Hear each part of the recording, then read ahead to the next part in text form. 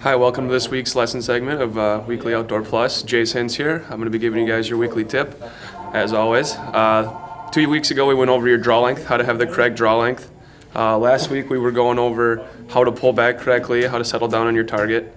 And this week is a pretty key week actually. It's going to be talking about your front bow arm and your back bow arm and how you need to have them correctly aligned so that when you're aiming you won't be shaking as much and you'll be able to execute the perfect shot.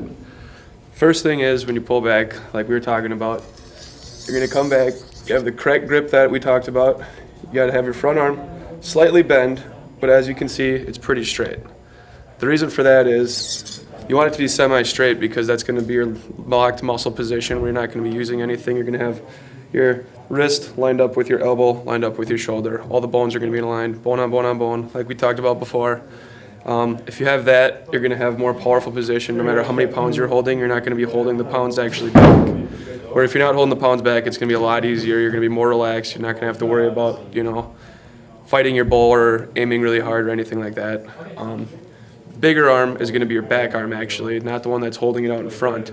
Your back arm, when you're at full draw like this, you need to have your forearm straight back so that it's not way up like this or way down like this, because then you can see my wrist is moving, and when your wrist is moving like this, you're going to be having different torque on your release and you're not going to be holding it steady, and you're going to be again using all your different muscles that you don't want to. The second thing you're going to do is when you pull back, you don't want to have your arm, your back elbow way locked in or way overextended backwards. Locked in like this, you're going to be using all your bicep and all your forearm, and if you're doing that, again, they're big muscles, but it's not something that you can exactly hold back 60 pounds with. So if you have it straight back in line and you're not holding it left or right, you want it flat so your forearm is parallel to the ground, you're going to be able to hold a lot steadier, cut out all your wrist, all your bicep, all your tricep, all your front arm muscles, and it's going to be simply locked in bones. And if you get the right skeletal structure, you won't have to worry about anything like that.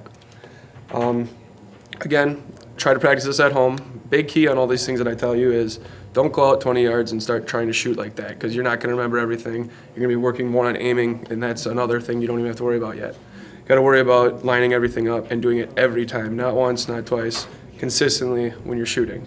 Don't want to have to think about it when that big buck comes along. You don't want to have to think, okay, hand, feet. You want to have to be able to just pull back, take that shot, and have it all inside ready. So next week we're going to be talking to you about your anchor point. And quick recap: straight, slightly bent, not over bent.